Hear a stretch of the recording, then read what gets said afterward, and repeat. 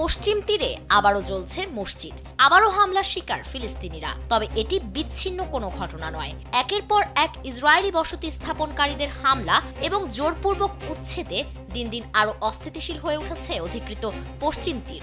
এমন তথ্য উঠে এসেছে আল জাজিরার এক প্রতিবেদনে।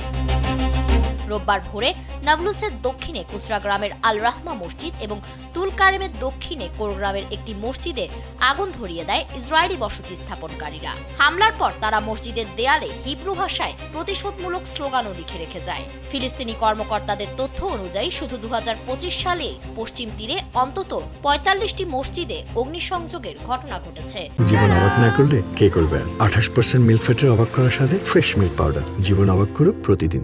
জাতিসংঘের মানবিক সহায়তা সমন্বয় সংস্থার তথ্য বলছে 2025 সালের জানুয়ারি থেকে 2026 সালের জুন পর্যন্ত পশ্চিম তীরে ইসরায়েলি বসতি স্থাপনকারীদের 3033টি হামলার ঘটনা নথিভুক্ত হয়েছে। সবচেয়ে বেশি হামলা হয়েছে রামাল্লাহ, নাবলুস ও হেব্রন এলাকায়। বর্তমানে পশ্চিম তীর ও পূর্ব জেরুজালেমে প্রায় 6 লাখ থেকে 7.5 লাখ ইসরায়েলি বসতি স্থাপনকারী বসবাস করছেন।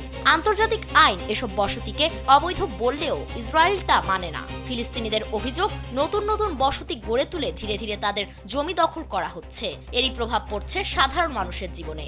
জাতিসংঘের হিসাবে শুধু 2026 সালের প্রথম 4 মাসেই প্রায় 2000 ফিলিস্তিনি বাস্তুচ্যুত হয়েছেন। বিশ্লেষকদের মতে বসতি সম্প্রসারণ ও ধারাবাহিক হামলা শুধু মানবিক সংকটই বাড়াচ্ছে না, স্বাধীন ফিলিস্তিন রাষ্ট্র প্রতিষ্ঠার সম্ভাবনাকেও আরো অনিশ্চিত করে তুলেছে।